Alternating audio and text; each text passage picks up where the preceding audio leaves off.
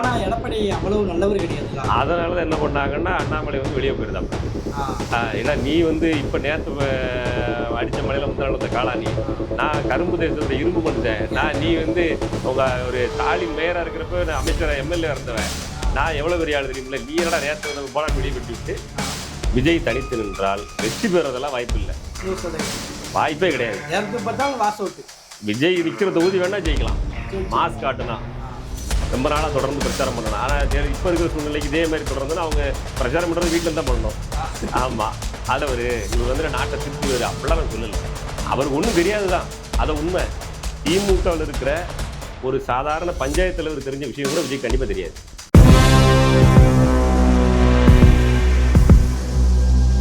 அனைவருக்கும் வணக்கம். இந்த பதிவில் எதை பற்றி பார்க்க போகிறோம் பார்த்துக்கிட்டிங்கன்னா, நம்ம கூட அரசியல் சாணக்கியர் லோக்கல் நகராட்சி பாண்டே குருமுருவரை கூட நம்ம வந்து பேச வேண்டியது இருக்குது, நிறைய இருக்குது. சில பல கேள்விகளும் அன்னைக்கிட்ட கேட்க வேண்டியது இருக்குது. அதை பற்றி இந்த பதிவில் விலாவரியாக பார்க்க போகிறோம். வணக்கம். வணக்கம். அது அடமொழிலாம் பயங்கரமாக இருக்குது. லோக்கல் நகராட்சி தேரெழுத்து தெருளோட பொரியல்னு ஆகி போச்சு. சரி, ரைட்டு, ஏதோ கேட்குறீங்க, பார்ப்போம். அவர் எவ்வளோ பெரிய ஆள், நீங்கள் எவ்வளோ கம்பேர் பண்ணுறீங்களா? அது சரிதான். சரி, இப்போ அன்னைக்கிட்ட என்ன விஷயம் பார்த்துக்கிட்டிங்கன்னா, இப்போ எங்க இணையதளத்தை திறந்தாலுமே டிவிக்கு தான் ஓடிக்கிட்டு இருக்கு. ஒரு பக்கம் டிவிக்கே வந்து யாரு கூட கூட்டணி போவாங்களா அப்படின்ற கருத்து ஓடிக்கிட்டு இருக்க நேரத்துல இப்ப சமீபத்தில் நடந்த ஏடிஎம்கே பிரச்சார கூட்டத்துல டிவிக்கு கொடி பறந்து சிக்னல் கொடுத்துட்டாங்க வந்து எடப்பாடி வந்து பேசுறாரு. ஆமா, ஒருவேளை டிவிக்கையும் ஏடிஎம்கேயும் ஒன்னா சேர்ந்தா எப்படி இருக்கும், இந்த அரசியல் சூழ்நிலை எப்படி மாறுங்கிறது உங்களுடைய பார்வையில இருந்து? ஒரு சாதாரண வாக்காளனா அரசியலை கவனிக்கிற என்னுடைய பார்வையிலேருந்து இதை நான் சொல்ல விரும்புகிறேன். இது சேர்றாங்க அப்படின்னு சொன்ன உடனே ரெண்டு கட்சிகளுக்கு வைத்த கலக்கிருச்சு.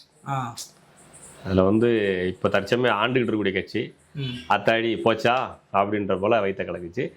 ஆளை துடிக்கிற கட்சியாக இருக்கிற நாம் தமிழர் கட்சியும் கொஞ்சம் வைத்த கலக்கிச்சு. மக்கள் நீதி கணக்கில் வராதா? அது அவ்வளோதான், முடிஞ்சு. அந்த கட்சி வந்து திமுக வித்தாச்சு. அது மக்கள் நீதி இருந்த கட்சியில் இருந்து ரெண்டே பேர் தான். ஒன்று டாக்டர் மகேந்திரன், அவர் ஏற்கனவே திமுக உள்ள வந்துட்டாரு. அப்புறம் தலைவர் மட்டும் தான் இருந்தாப்புல, தனியா இருந்தாப்புல. அவரும் திமுக வந்துட்டாரு. நம்ம கட்சி அவ்வளோதான், யாராவது லெட்டர் போர்டு வச்சு ஆஃபீஸில் யாராவது செக்யூரிட்டி பார்த்துருப்பாங்க, அவங்களும் சம்பளம் போடணும் வீட்டுக்கு போயிடுவாங்க. அதை பற்றி இந்த கட்சியில் அதை கணக்கு எடுத்துக்கல. அதெல்லாம் லெட்டர் போர்டு கட்சி, அங்கீகரிக்கப்பட்ட கட்சி, தேர்தலில் தனித்து போட்டிட்டு கலங்காணுங்கிற கட்சியாக இருக்கிற வாக்காளர்களை தன்வசம் இழுக்க நினைக்கிற அந்த கட்சிக்கு ஒரு பலத்த பின்னடைவு. அதாவது கூட்டணி அப்படின்ற இடத்துக்கு, அதுவும் அதிமுகவோட நகர்றேன் அப்படின்னு சொல்கிற பொழுது பெரிய பாதிப்பை சந்திக்க போகிறது ரெண்டே கட்சி தான். அதில் மிகப்பெரிய பாதிப்பை சந்திக்க போகிறது நாம் தமிழர் கட்சி தான், அதில் மாற்றமே இல்லை. ஆனால் நாம் தமிழர் கட்சிக்கு அது வாக்கு வங்கி சரியும், ஆட்சியவே இழக்க போகிறது திமுக தான். எதனால் ஆட்சி இழக்கிற அளவுக்கு இந்த கூட்டணி அவ்வளோ ஸ்ட்ராங்காக இருக்குமா? இருக்கலாம்.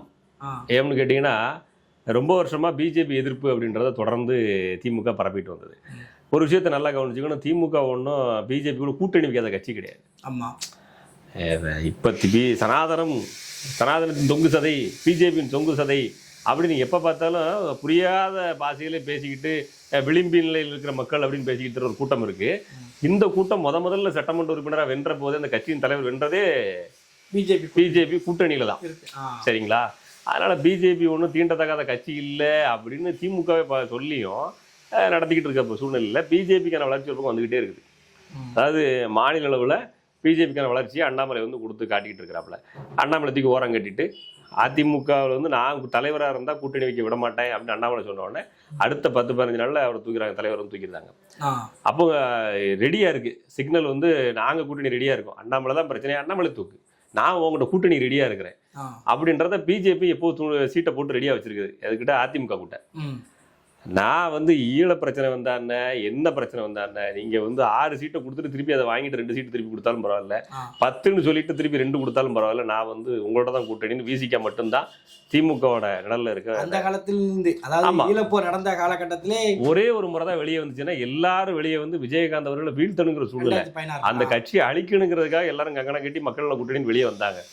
ஆமா, அவங்க தான் சேர்ந்து அழிச்சாங்க. அதுக்கப்புறம் இந்த கட்சி முடிஞ்சு போச்சு இல்லை? ஆமா, அப்படி சூழ்நிலை இருக்கிறப்ப தான் வெளியே வந்தாங்க. அதுக்கு முன்னாடி வரைக்கும் திமுகவோட நிழல்லே தான் இருக்கிறாங்க.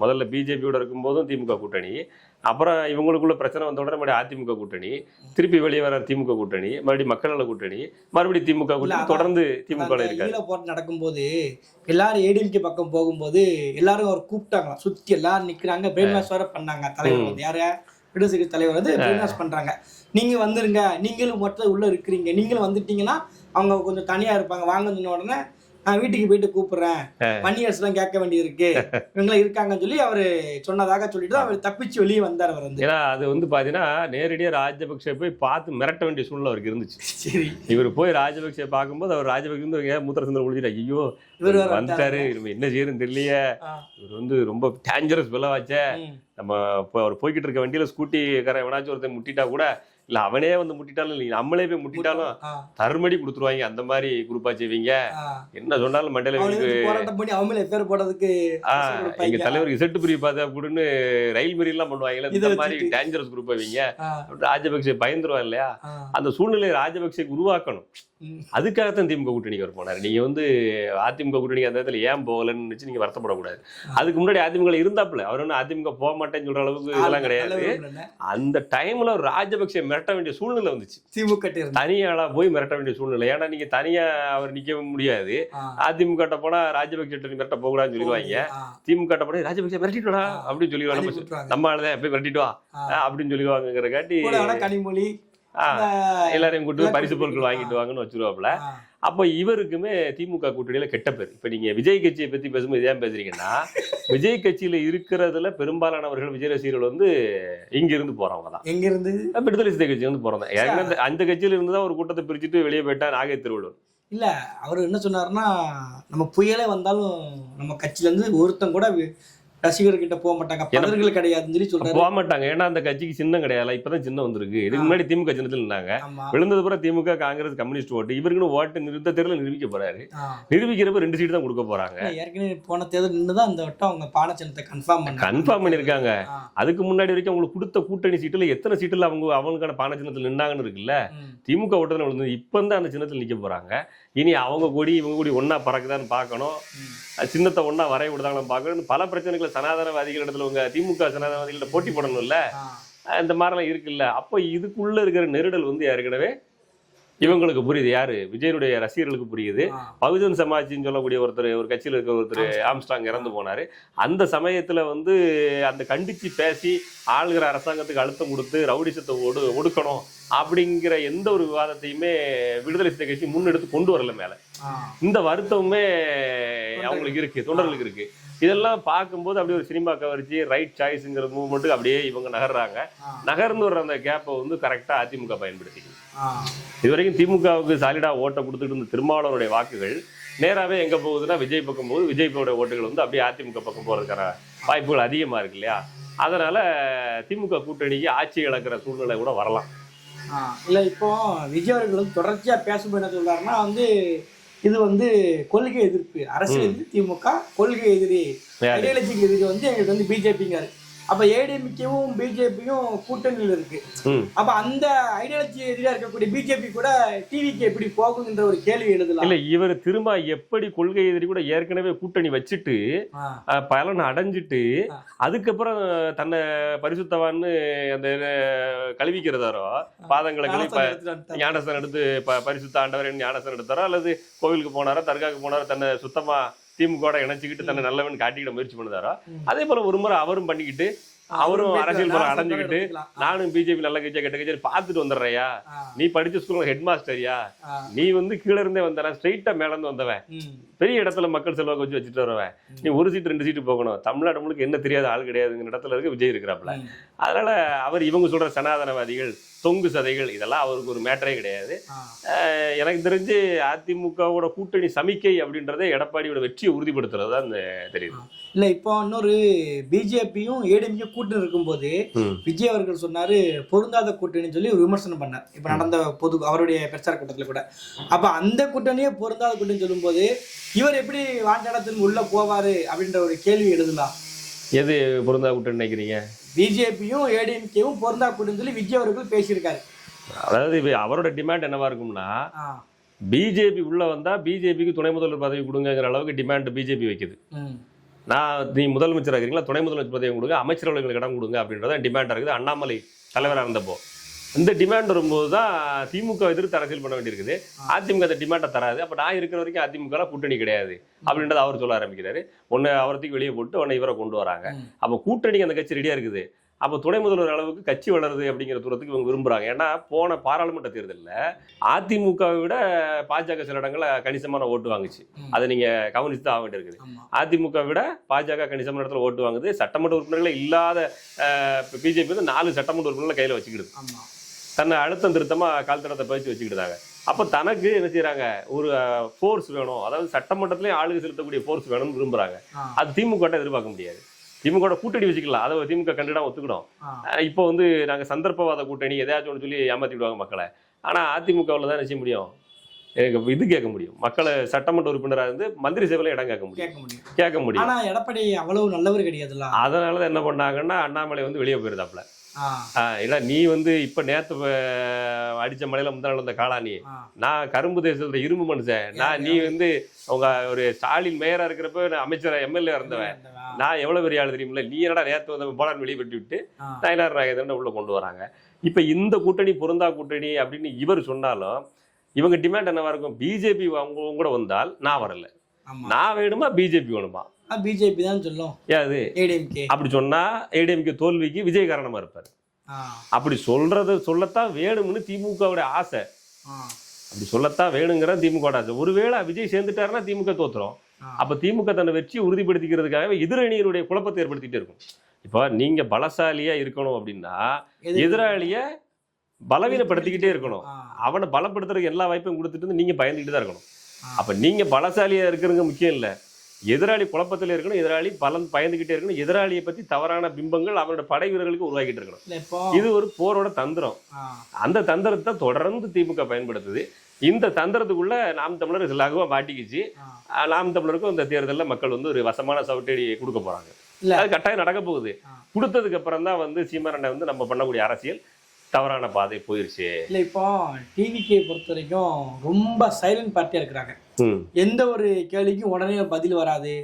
தலைவரே ஒரு பக்கம் இருக்க, புதுச்சேரியில் ஒரு பக்கம் ஒளிஞ்சு இருக்கிறாரு, இன்னொரு புதுச்சேரியில் பார்த்தீங்கன்னா ஆண்ட்ரிட்டு நடக்காரு, இப்படி ஓடிக்கிட்டு இருக்கிறாங்களா. அப்ப அப்படி இருக்கும்போது எதையுமே சாலிடா பதில் ஆன்சரே வராது. அப்ப இந்த கூட்டணிங்கிற ஒன்று போயிட்டு இருக்கலாம். இது சும்மா ஒரு வதந்தியை கிளப்புற மணிக்க. நீங்க நல்லா கவனிங்க, மக்கள் வந்து எல்லாத்தையும் பொறுமையா கவனிச்சுட்டே இருப்பாங்க. எதையுமே மக்கள் மறக்கல, எதையுமே மக்கள் மறக்கல. தூத்துக்குடியில் துப்பாக்கி சூடு சம்பவம் நடத்ததே மறக்கல, சரிங்களா. இப்ப இவங்க செத்து போன 41 பேரையும் மறக்கல. கும்பகோணம் தீ விபத்துல பள்ளி குழந்தை இறந்து போனதே மறக்கல. இப்படி எல்லா சம்பவங்களையும் மக்கள் ஞாபகிட்டே இருக்காங்க. வேங்க வெயில்ல மலம் கலந்ததை மறக்கல, இவங்க 2 சீட்டு ஒதுக்குனதை மறக்கல, 2 சீட்டு தான் பாராளுமன்ற தேர்தலில் பெண்களுக்கு திமுக ஒதுக்குனதே மறக்கல. இப்படி கம்பேரிசன் பண்ணிக்கிட்டே வராங்க. நான் பெண்ணுரிமைக்கு பேசுறேன்னு சொல்ற திமுக கடந்த பாராளுமன்ற தேர்தல் 2 சீட்டு பெண்கள் கொடுக்குது. அதுல ஒண்ணு அவங்க குடும்ப உறுப்பினருக்கு, இன்னொருத்தர் யாருன்னு பார்த்தா அதுவும் ஏற்கனவே அரசியல் பின்புல உடவங்க, ஏற்கனவே அவங்க அப்பாவோ அம்மாவோ யாரோ அரசியல் இருந்திருக்காங்க, அவங்க ஃபேமிலியில் உள்ளவங்க தான் கொடுத்துருக்காங்க. கட்சியில் போஸ்டர் ஓட்டுனா போஸ்டர் தான் ஓட்டிட்டு இருக்கான். திருப்பி பாத்தீங்கன்னா சொத்து மதிப்பு, திமுக சொத்து மதிப்பை தேடுறாங்க. இப்ப சமீபத்துல சவுக்கு சங்கரோட வீடியோல பேசியிருந்தாப்புல, கார் 1.5 கோடி, அது இந்தியாவுக்குள்ள கொண்டு வந்து வரி கட்டணும்னா 4 கோடி, 1.5 கோடி ரூபாய் வரியை கட்டுறாரு. மொத்தத்துல அந்த காரோட விலைவாசி 4 கோடி ஆயிருக்கு தரையில ஓடணும்னா. அந்த கார் யாரு பயன்படுத்துற காரு, அந்த மாடல் காருன்னு பாத்தீங்கன்னா இப்போ அமெரிக்க பிரசிடென்ட் ட்ரம்ப், அதுக்கு முன்னாடி ஜோ பைடன் இருந்தாரா, அந்த ஜோ பைடன் வர்றாருன்னு ஒரு கார்ல வர்றாரு. அமெரிக்கன் பிரசிடென்ட் எந்த கார்ல வருவாரோ அந்த கார் தான் எனக்கு வேணும்னு அமெரிக்காவில வந்து இம்போர்ட் பண்ணி இறக்குமதி பண்ணி ஒருத்தர் வச்சிருக்காரு, திமுக எம்எல்ஏ. கார் 1.5 கோடி அமெரிக்கால, அதை இந்தியாவில் கொண்டு வந்து அதை ரன்னிங் பண்ண ஓட்டணும் அப்படின்னா 4 கோடி ஆயிடுது. அப்ப பண திமிரு தானே. அந்த சொத்து எங்க இருந்ததுன்னு தேடதான் மக்கள் தேட ஆரம்பிக்கிறாங்க. கார் நம்பரோட போடுறான் சவுக்கு சங்கரோட சொல்லுங்க, ஆதாரத்தெல்லாம் போட்டு விடுவோம். அப்ப கொஞ்சம் கொஞ்சம் மக்கள் யோசிக்கிறாங்க, ஏன்னா அது இவங்க திமுக எம்எல்ஏ இருக்காங்க, அவ அப்பா எம்எல்ஏ இருக்காரு, பையன் பார்த்த இவ்வளவு சொத்து சம்பாதிச்சிருந்தாங்க, காலேஜ் பள்ளிக்கூடம் மெடிக்கல் காலேஜ் போய்கிட்டே இருக்குது. எண்ணிக்கை சொத்து எங்க இருந்து வருது, சம்பளம் வெறும் 1 லட்ச ரூபா தான். இப்பதான் 1 லட்ச ரூபா, முன்னாடி வெறும் 55,000 தான் எம்எல்ஏ சம்பளம். கம்பேர் பண்றாங்க அதிமுக திமுக, இவன் பெரிய திருடாங்க, அதிமுக திருடான் செய்யறாங்க, கம்மியா திருடுறாங்க, சின்ன திருடுறாங்க. இவங்களாவது A1 எக்ஸிட் போய் ஜெயிலுக்கு போயிட்டு வந்துட்டாங்க, போகல. அப்ப விஞ்ஞான திருடன் ஆயிருந்தா எப்படா நீ மட்டும் உள்ள போக மாட்டேற. அந்த அம்மாவுக்கு வாரிசு இல்ல, அவங்கள திருடின்னு சொல்லிட்டே இருக்காங்க. சரி ரைட்டு, குற்றவாளியா இருக்கட்டும், குற்றவாளி ஜெயிலுக்கு போயிட்டு வந்துட்டாங்க, சரி ரைட்டு ஓகே. ஆனா இவங்க சொல்றதுக்கு நீங்க நேர்மை இல்ல, கூட்டி கழிச்சு பாத்துட்டே இருக்காங்க. பாக்குறப்ப ஓகே, தாத்தா இருக்காரு, அப்புறமா மகன் வர்றாரு, அப்புறம் அவர் மகன் வர்றாரு, இப்ப அவர் மகன் வர்றாரு, 4 தலைமுறை வருது. அப்ப இந்தியா சுதந்திரம் வாங்கலையா, உங்க குடும்பமே தாளணுமா? அதெல்லாம் கவனிச்சுக்கிட்டே இருக்காங்க மக்கள். 40 பேர் இல்லை 400 பேர் இழப்பு நடந்திருந்தாலும் விஜய் எங்க கூட்டணி வைக்கிறாரோ அங்கத்தான் வின்னிங் இடம் இருக்குது இப்போதைக்கு. இல்ல அது வந்து மக்கள் அப்படி முடிவெடுக்க மாட்டாங்கல்ல. மக்கள் முடிவெடுக்க கூடாதுன்னு திமுக நிலைப்பாடு. திமுகவோட இடுப்பு வாய்கள் மீடியாக்கள் இருக்குல்ல, பிரஷரை கூட்டம் மக்களுக்கு. பாரு விஜய் இப்படி பண்ணிட்டாரு, பாரு பாரு பாருன்னு கூட்டம். இல்ல அதுக்கு நம்ம விஜய் பண்ணிக்கிட்டு இருக்காரு இப்போ. இல்ல அவரு அரசியல் ஞானி சூத்திரதாரின்னு சொல்ல வரல. விஜய் வந்து அரசியல் ஞானி சூத்திரதாரி, அவர் இல்லைன்னா வந்து அரசியல் நகராது அப்படிலாம் சொல்ல வரல. அவனுக்கு ஒரு கூட்டம் இருக்கு. சரி அவர் இருக்கு அவருன்னு சொல்லிட்டு அவருக்கு ஒரு கூட்டம் இருக்கு.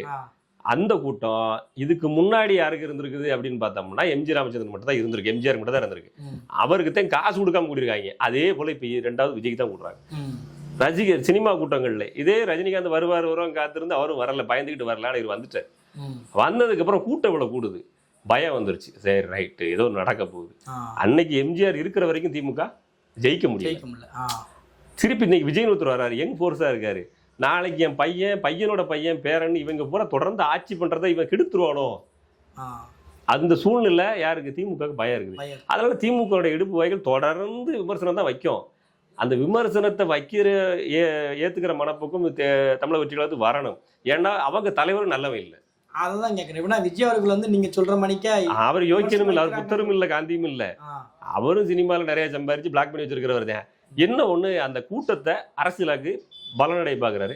அந்த பலன் திமுகவுக்கு பாதிப்பு அடையுங்கிறதா இங்க இருக்க விஷயம். இப்போ விஜய் அவர்களுடைய அரசியல் நீங்க எடுத்துக்கிட்டாலுமே இப்ப திமுக குற்றச்சாட்டு வச்சுக்கோங்களேன், அதற்கு இணையாத விஜயம் போய்கிட்டு இருக்காப்புல. இப்ப கரூர் மக்களை பார்க்க போல இன்னைக்கு அதுக்கு ஆதாரம் என்ன சொல்றாரு, 16 நாள் விசேஷம் இருக்கு, அமைதியா கடந்து போறாங்க. ஆனா அங்க போய் டெல்லியில போய் கைப்பந்து விளாண்டு ஓடி வந்துருந்தாரு. விஜய் அவர்களை வீடியோ போறங்கிற பேர்ல ஒரு ஷூட்டிங் எடுத்து முடிச்சுட்டு போயிட்டாரு. பொதுச் செயலர் எங்க இருக்காருன்னே தெரியல. இன்னொரு பொதுச் செயலர் இருக்கக்கூடிய நிர்மலா அவரையும் ஓடி போயிட்டார். 2 பேரும் எங்க இருக்காங்கன்னு தெரியல. அதை விட வருங்க சம்பந்தம் இல்லாம என்னைய தேடுறான் எடுத்துட்டு ஒரு தலைமுறையாவே இருக்காரு. வெளியேறப்பட்டிருப்பு செயலர் ஒருத்தர் தலைமுறையா இருக்காரு. இப்பதான் யாருமே தேடுற தலைமுறையா இருக்காரு. எட்டி எட்டி பார்த்துட்டு ஓடிக்கிட்டு நடக்காரு. அதான் சொல்றேன், இவங்க வந்து அரசியல் படுத்தப்படலைங்க. அரசியலுக்கான கூட்டமும் இல்லைங்க. தனக்கு இருக்கிற பப்ளிசிட்டிய பணமா பயன்படுத்தினாரு, பதவியை பயன்படுத்த முயற்சி பண்றாரு. அந்த முயற்சி திமுகவுக்கு தோல்வியை கொடுக்கும்ல, அந்த தோல்வியை வித்தம் பேசிக்கிட்டு இருக்கோம். அதான் விஜய் நல்லவர், இவர் வந்து நாட்டை திருத்திடுவாரு அப்படிலாம் நான் சொல்லலை. அவருக்கு ஒன்றும் தெரியாதுதான், அதை உண்மை. திமுகவில் இருக்கிற ஒரு சாதாரண பஞ்சாயத்து தலைவர் தெரிஞ்ச விஷயம் கூட விஜய் கண்டிப்பா தெரியாது, சத்தியமா தெரியாது. தெரிஞ்சிருந்தா தான் அரசியல் பேசியிருப்பாரு. எழுதி வச்சு எங்க படிக்கணும் அப்படின்னா நீங்களே வச்சு பாருங்க. தெரியும் இவ்வளவு வருஷம் அவர் என்ன நேத்து பிறந்த குழந்தைய நேத்தான் காலேஜ் போயிட்டு வந்தாரா? அவருக்கு இருக்கு 45 வயசு ஆயிப்போச்சு இல்ல. சரி இளைஞர் சரி 45 வயசு வச்சுக்கிடுவோம், இளைஞரணி தலைவர் வச்சுக்கிடுவான்.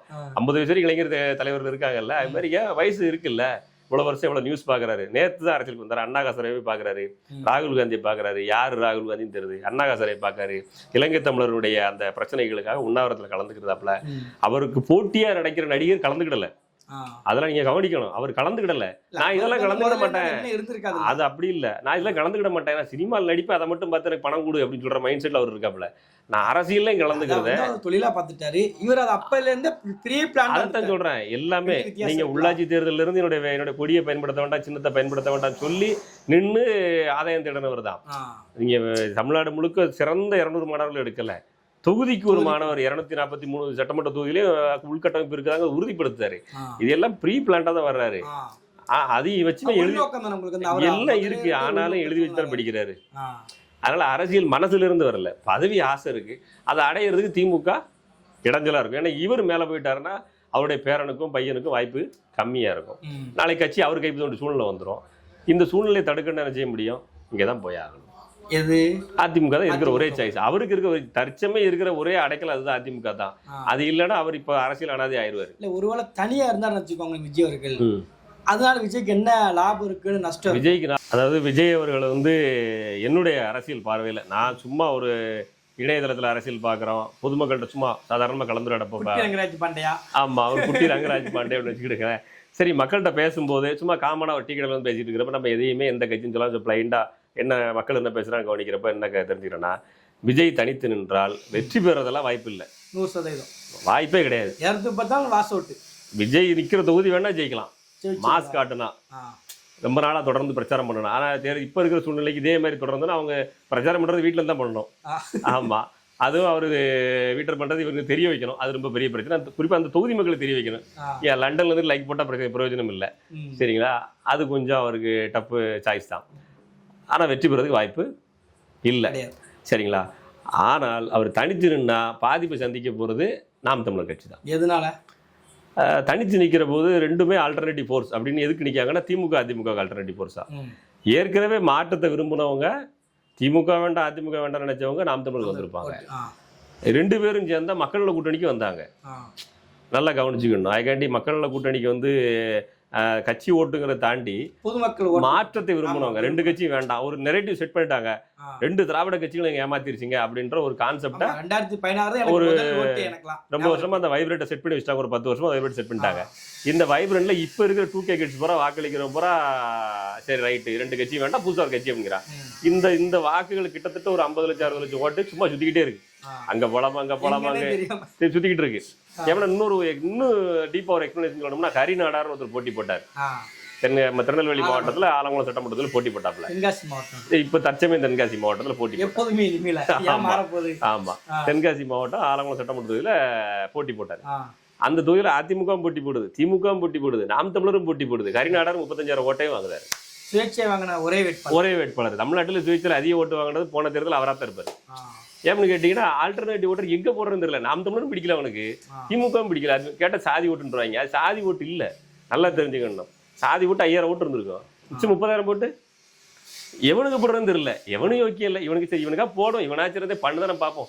அந்த தூரத்துக்கு மக்கள் ரெடியா இருக்கா. இது ஒரு மொத்தத்துல தமிழ்நாடு கூட்டால ஒரு 60 லட்சம் ஓட்டு இருக்கு. ஒரு 30 லட்சம் 40 லட்சம் ஓட்டே போட மாட்டான். கூட்டி கழிச்சு பார்த்தா 1 கோடி ஓட்டு சும்மா சுத்திக்கிட்டு இருக்குது. எங்க போகுதுன்னு தெரியல. அந்த 1 கோடி ஓட்டுல பாதிப்பு அடையப்படுறது யாரு? ஒண்ணு விஜய்க்கும் தனியா ஒரு குழு போடும், நாம் தமிழர் குழு. நாம் தமிழர்களுடைய பெர்சன்டேஜ் கொஞ்சம் ஏறி நிற்கிற சூழ்நிலை இருக்குது. ஆட்சி அடைகிற தூரத்துக்கு நகர்த்த முடியாத சூழ்நிலை வரும். விஜயனுடைய ஓட்டு அப்படியே நிற்கும். இந்த பலனை யாரோட செய்வா? அதிமுக செஞ்சிடும். எப்படி வந்தாலும் அதிமுக லாபம் தாங்க. நீங்க தனிச்சு இருந்தாலும் அதிமுக லாபம் தான், கூட்டணி வச்சாலும் அதிமுக லாபம் தான். நீங்க தனிச்சு நின்னா பிஜேபி ஓட்டு அங்க போயிடும். பிஜேபி அதிமுக கூட்டணி உறுதியாயிரும்.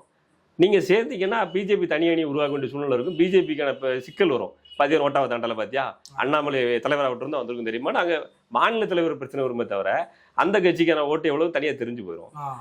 பாமக எங்க போகுது, விஜயகாந்த் அவருடைய கூட்டணி எங்க போகுதுங்கிறது எல்லாமே பிஜேபி என்ன முடிவெடுக்கிறத பொறுத்து தான் இருக்குது. ஏன்னா அவருடைய மகன் விஜயகாந்தருடைய மகன் வந்து ரொம்ப சொற்பமான ஓட்டெல்லாம் தோத்து போறாரு. அந்த தோத்து போற சூழ்நிலத்துக்கு அப்போ அவருக்கான ஒரு கிரேஸ் இருக்கு, அந்த கட்சிக்கான ஒரு ஓட்டு இருக்குது. அப்ப இந்த கட்சியை தக்க வைக்கணும், அவர் வெற்றி பெற வைக்கணுங்கிற சூழ்நிலை அந்த கட்சிக்கு நெருக்கடி.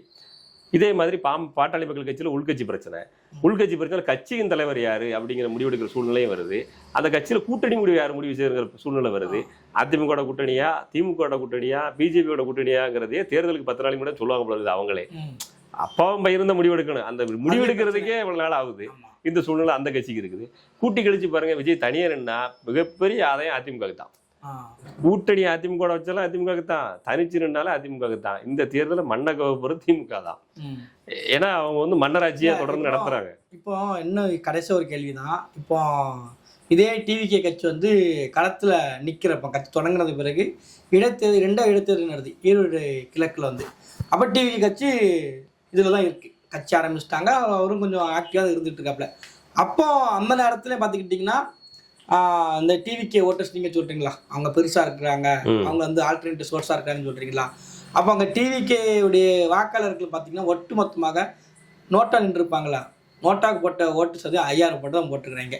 முழுக்க அங்க யாருக்கு போட்டிருக்காங்கன்னா டிஎம்கேக்கு தான் ஓட்டை போட்டிருக்காங்க. அப்போ இந்த டிவிகேன்னு சொல்றாங்களா, இவங்களோட ஓட்டர்ஸுங்கிறவங்க சும்மா ஒரு மாயை உருவாக்கி வச்சிருக்காங்களா? நீங்க சொல்றது ஒரு நாம் தமிழர் கட்சியோட முக்கியமான ஒரு நீங்க சொல்ல வர விஷயம் புரிஞ்சது. முக்கியமான பிரச்சார பீரங்கி ஒருத்தர் விஷயத்தை பேசியிருந்தாரு. நாம் தமிழர் கட்சியில நிறைய பேர் இதை ஒரு மனசுல இப்படி ஒன்று இருக்கும் அப்படின்னு ஒரு மாயை வளர்த்துட்டு வர்றாங்க. நல்லா தெரிஞ்சுக்கணும். ஈரோடு இடைத்தேர்தல் என்ன பிரச்சனை வந்துச்சு? முதல்ல ஈரோடு 2 கட்சி தான் நின்னுச்சு. எதனால வந்துச்சு இடைத்தேர்தல்? இறந்து போறாரு யாரு? எந்த கட்சி வேட்பாளர்? காங்கிரஸ். அதுக்கப்புறம் யார் நிக்கிற? மறுபடியும் திமுக கூட்டணியில யார் கொடுக்கு? காங்கிரஸ் தான் கூட்டணி கொடுக்குது. அப்ப காங்கிரஸுக்கான கோட்டையா இருக்குது, திமுகவோட கோட்டையா இருக்குது. இந்த இடத்துல நாம் தமிழர் மட்டும்தான் ஒரு கணிசமான ஓட்டம். அந்த நாம் தமிழருக்கு அத்தனை ஓட்டை உறுதிப்படுத்துறது. அதாவது அதிமுக நிக்கலையா? நிக்கல. பாட்டாளி மக்கள் கட்சி விஜயகாந்தோட கட்சி இல்ல யாருமே நிக்கல. அந்த ஓட்டை எனக்கு போட்டுருங்கப்பா கேட்டாங்களா இல்லையா? நாம் தமிழ் கட்சி மேடையில கேட்டாங்களா இல்லையா? சீமானே கேட்டாரு. அப்ப அதிமுக போடல, அதிமுக ஓட்டை எனக்கு போட்டுருங்கன்னு கேட்டாங்க. இப்ப இந்த 2 ஓட்டையும் சேர்த்து நீங்க வாங்கிட்டு ஏன் பேசவே மாட்டீங்க? பேசணும் இல்லைங்க. விஜயோட ஓட்டு நோட்டாவுக்கு போயிருக்குன்னு பேசுறேன். நீங்க இந்த ஓட்டு எங்க போச்சு, பாட்டாளி மக்கள் கட்சி ஓட்டு, அதிமுக ஓட்டு எங்க போச்சுன்னு ஏன் பேச மாட்டீங்க? இவ்வளவும் சேர்த்தே உங்களுக்கு ஓட்ட அவ்வளவுதான் இருந்திருக்கு அந்த இடத்துல. இல்ல அதுக்கு முன்னாடி அதே இதுல இந்த திமுக அதிமுக நிக்கிற நேரத்தில் நாம் தமிழ் 10,000 ஓட்டு வாங்கிட்டாங்க. அடுத்த ரவுண்டு இடைத்தேர்தல் ஃபைனல் எவ்வளவு வாங்கினீங்க? இல்ல அதில் தான் சொல்றேன். நம்ம அதுதாங்க இடைத்தேர்தல் கடைசி இப்ப சட்டமன்ற உறுப்பினர் வென்றிருக்கிறாருல, அப்ப நீங்க எவ்வளவு ஓட்டு வாங்கினீங்க? அதில் 10,000 ஓட்டு வாங்கியிருந்தாங்க. எப்படி பார்த்தாலும் உங்க ரேஞ்ச் அவ்வளவுதான் நிக்குது. அதிமுக விழுந்து, பாட்டாளி மக்கள் கட்சி கொடுத்து, விஜயகாந்தோட கட்சி கொடுத்து, இன்னும் மாற்றத்தை எதிர்பார்க்குற வந்து புது வாக்காளர் நாம் தமிழ் வந்து கொடுத்து, விஜய் ரசிகர்களுமே ஓட்டுப்பட்டதான் வச்சு கொடுமா, எல்லாம் சேர்ந்து ஓட்டு அவ்வளவுதானே. அப்ப விஜய் தனிச்சு நின்றா பாதிப்பையை சந்திக்க போறது யாரு? நாம் தமிழர் கட்சி தான். அதனாலதான் தம்பி வா அண்ணா தலைமையேற்க அழைக்கிறாருன்னு அண்ணன் கூப்பிட்டது. சும்மாலாம் கொண்டு நடக்கல. நாம் தமிழர் கட்சி உண்மையிலே சொல்றேங்க, நீங்க இந்த தடவை எடிட் பண்ணி கூட போடுங்க, இல்லை எடிட் பண்ணாம கூட போடுங்க, நான் மனசுல இருந்து உண்மையிலே சொல்றேன், நாம் தமிழர் கட்சி இந்த தேர்தலில் வெற்றி பெறாது. அதுல எந்த மாற்றமும் இல்லை. பயிற்சி தான் அந்த தேர்தலையும். ஏம்னா வேட்பாளர்கள் கிட்டத்தட்ட பல தொகுதியில் அறிவிக்கப்பட்டு 3 மாசங்கள் ஆகுது. 3 மாதங்களும் வெகு சில வேட்பாளர்கள் தான் நான் தான் வேட்பாளருங்கிறத மக்கள்கிட்ட புரிய வைக்கிற முயற்சி எடுத்துட்டு இருக்கிறாங்க. மற்றவங்களாம் அண்ணன் கூட்டம் போட்டு மொத்தமா அறிவிக்கட்டும் நம்மதேன்னு சொல்லிட்டாரு, ஆனா உறுதியா கொடுக்கல, வேலை பார்க்காம இருக்காங்க. ஏங்க ஒரு தொகுதியில் வெற்றி பெறணும்னா நாம் தமிழர் கட்சிக்கு ஏற்கனவே அதுக்கு முன்னாடி ஒரு தடவை பேசியிருந்தோம், 40,000 ஓட்டு தான் ஜெயிச்சிடலாம் இன்னைக்கு இருக்கிற சூழ்நிலையில். 40,000 ஓட்டுனா ஒரு 10,000 உறுப்பினர் வந்தால் ஒரு உறுப்பினர் 4 பேரை கொண்டு வந்தால், அல்லது 15,000 உறுப்பினர் வந்தால் ஒரு உறுப்பினர் 3 பேரை கொண்டு வந்தால் வெற்றி பெற சூழ்நிலைக்கு வந்துருது. எந்த தொகுதியிலங்க 12,000 உறுப்பினர் 15,000 உறுப்பினர் வச்சிருக்காங்க? அண்ணன் நிக்க போறதா சொல்ற தொகுதியிலே இருக்கான்னு தெரியல. அப்போ இங்க கான்சென்ட்ரேஷன் வந்து வெற்றியை நோக்கி பண்ணல. தேவைக்கு திட்டலாமா, இப்ப இந்த கட்சி திட்டலாமா, இப்ப அந்த கட்சி திட்டலாமா, நான் போராடிட்டே இருந்து என்ன பண்ண போறீங்க? எப்ப சட்டமன்றத்தில் பிரச்சனை தீர்க்க போறீங்க? அப்ப ஸ்ட்ராட்டஜி வகுக்கல. எனக்கு ஏகப்பட்ட மூளை இருக்கு, எங்க கட்சிகள் நிறைய மூளை இருக்குது, எப்படி செயல்படுத்துன்னு தெரியல. நான் 350 கோடி கொடுத்து பிரசாந்த் கிஷோர் பாண்டே கூப்பிட வேண்டாங்கிறீங்க. அதெல்லாம் சரிதான். இவ்வளவு கட்டமைப்பு வச்சு இத்தனை கோடி ரூபாய் பணம் வச்சிருக்கிறவங்க, இத்தனை தடவை ஆட்சியில் இருந்தவங்க, இவ்வளவு சினிமா பிரபலங்களை கையில் வச்சிருக்கோம், இவ்வளவு ஊடகத்தை வச்சிருக்கிறவனே 350 கோடி கொடுத்து ஆள் கூப்பிட வேண்டியிருக்குது ஸ்ட்ராட்டஜி வகுத்து ஐயா ஜெயிச்சு கொடுன்னு சொல்றதுக்கு. அப்பவும் பார்டர்ல தான் அடிக்கிறாங்க. ஒன்றும் அப்படி பிரம்மாண்ட வெற்றியில் அடிக்கல. சும்மா இவங்க சொல்ற அடிமை எடப்பாடிட்டு பார்டர்லாம் ஜெயிச்சு வந்தாங்க. அப்படி தனிப்பெருமான வெற்றியில ஒன்றும் நடக்கல. இல்லை அவ்வளவு பெரிய கட்சிக்கு அது நிலைமை. நான் இத்தனை கட்சியும் தேர்தலில் போட்டியிடாதப்பவும் ஒரு இடைத்தேர்தலில் என் ஓட்டு விழலாம் அப்படின்னா உன் ஓட்டை தான் உள்ள தெரிஞ்சு போச்சு இல்லை. அப்போ ஸ்ட்ராட்டஜி அந்த நிமிஷத்துல வகுக்க ஆரம்பிச்சிருக்கணும். நான் அடுத்த தேர்தலில் யாரை நிப்பாட்ட போறேன், யார் யார் வேட்பாளர், என்ன வச்சிருக்கிற உறுப்பினர் என்ன, எந்த இதுவும் இல்லை. இப்போ விஜய் நிக்க போறாரு அப்படின்னா பாதிப்பு சந்திக்க போறது யாரு? அதிமுக வெற்றி உறுதியாகுது. கூட்டணி வச்சாலும் சரி, தனிச்சு நின்னாலும் சரி. ஆனால் திமுகவினுடைய கடைசி நிமிட பிரச்சாரத்தில் தான் அதிமுக வெற்றி தோல்வி தீர்மானிக்கப்படுமே தவிர, இப்போ இருக்கிற ஸ்ட்ராட்டஜி இந்த 6 மாசத்துல இருக்கிற இதே கண்டிஷன் அப்படியே மூவ் ஆச்சுன்னா அதிமுக தான் வெற்றி பெறும். அதில் மாற்றமே கிடையாது. ஆனால் இப்படி நான் சொன்னதுக்காகவே நாம் தமிழ்லேருந்து பல பேர்களை கமெண்ட்ல திட்டுவாங்க. ரியாலிட்டியை புரிஞ்சுக்கிடுங்க. மொத்தமாக இங்கேருந்து லண்டனில், யூரோப்பில், பிரிட்டன்லேருந்து லைக் போட்டு பிரிட்டன்லேருந்து ஆதரவு தெரிவித்தாலும் ஓட்டு போட முடியாது. இங்கே வாக்கு செலுத்துகிற பல வாக்காளர்களுக்கு உன் தொகுதியில் இருக்கிற வாக்காளர் பட்டியலில் பேர் இருக்கான்னு கூட நம்ம நாம் தமிழ் வச்சு நிர்வாகி கேட்கல. நிர்வாகி மீன்ஸ் இது யாரு எலெக்ஷனில் நிற்கிறான். இப்போ நீங்கள் தான் வேட்பாளர் வச்சுக்கிடுங்களேன். நீங்கள் எந்த தொகுதியில் நிற்கிறீங்களோ இங்கே வா, மொத்தம் என்கிட்ட எவ்வளோ உறுப்பினர் சேர்ந்துருக்காங்க, எத்தனை பூத் இருக்கு, தொகுதியோட எல்கை எவ்வளவு, நான் எங்கே வரைக்கும் பிரச்சாரத்துக்கு போகணும், எத்தனை கிராமங்கள் இருக்குது, எத்தனை ஊராட்சி இருக்குது, இதில் எவ்வளோ உறுப்பினர் சேர்ந்துருக்கேன், எனக்கு பூத்துக்கு ஆள் போடுறதுக்கு ஆள் போட்டிங்களா, பூத்துக்கு ஆள் போட்டோம் ஃபோன் நம்பர் என்ன, உன் பூத் லிஸ்ட்ல போன தடவை நாம் தமிழர் கட்சிக்கு எவ்வளவு ஓட்டு விழுந்தது, இப்போ எவ்வளவு ஓட்டு விழுந்து எதிர்பார்க்குறேன், எத்தனை பேருக்கு ஓட்டு லிஸ்ட்ல பேர் இருந்துச்சு, எவ்வளவு பேருக்கு பேர் இல்லை, புதிய வாக்காளர் சேர்த்துருக்கிறியா, உறுப்பினர் சேர்க்கை, இது மாதிரி எதுவுமே நடக்கலைங்க. எல்லாமே ஆன்லைன்ல கம்பு சுத்திட்டு லைக் ஷேர் போட்டு கமெண்ட் போட்டு அடிச்சுட்டு இருக்கிறாங்க. இது வந்து எனக்கு வந்து இது வந்து கண்டிப்பா சொல்ற பாருங்க பெரிய பின்னடைவு. இந்த தேர்தலில் பின்னடைவு சந்திச்சால் அடுத்த தேர்தலுக்கு அப்புறம் நாம் தமிழர் கட்சிக்கான எதிர்காலம் கேள்விக்குறியாரு. கருத்தியல் நிற்கும், அது இருக்கும். 500 வருஷத்துக்கு இந்த கருத்தியல் இருக்கும், அதை மாற்றமே சொல்லலை. நீங்க நல்ல கருத்தை வச்சிருக்கீங்க, 500 வருஷத்துக்கு நிற்கும் கருத்தியல். சட்டமன்றம் போகுமா அந்த கருத்தியல், இந்த கேள்வி இருக்குல்ல. அதில் வந்து இப்போதைக்கு என்னுடைய மனசுலன்னு சொல்லணும்னா விஜயனுடைய வருகையால் சட்டமன்றம் போகிறதுக்கான வாய்ப்பு ரொம்ப கம்மியாயிரும். அது வந்து தேர்தல் முடிவுகளே நான் சொன்ன இந்த வார்த்தைக்கான பதில் சொல்லும். ரொம்ப நன்றி. அடுத்த ஒரு பதிவில் வந்து சந்திப்போம். நன்றி.